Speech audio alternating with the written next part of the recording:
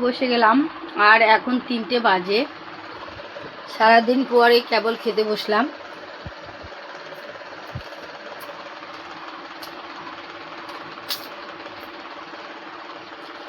অনেক খিদে পেয়ে গেছে।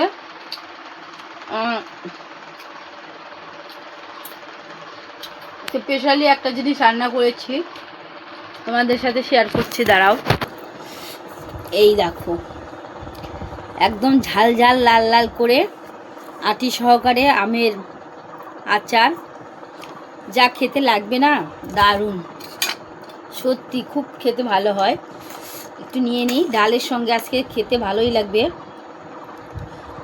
কারণ আজকে ডাল করেছি, সেই জন্যই এই আচারটা করলাম।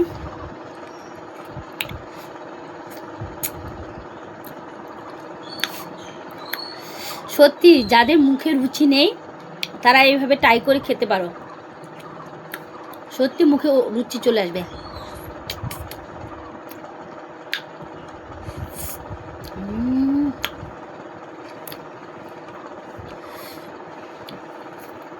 ডাল, কাঁঠালের তরকারি, পটল ভাজা আর পাঁপড় ভাজা, আর তার সাথে আমের চাটনি, বাস জমিয়ে খাওয়া দাওয়া আজকে।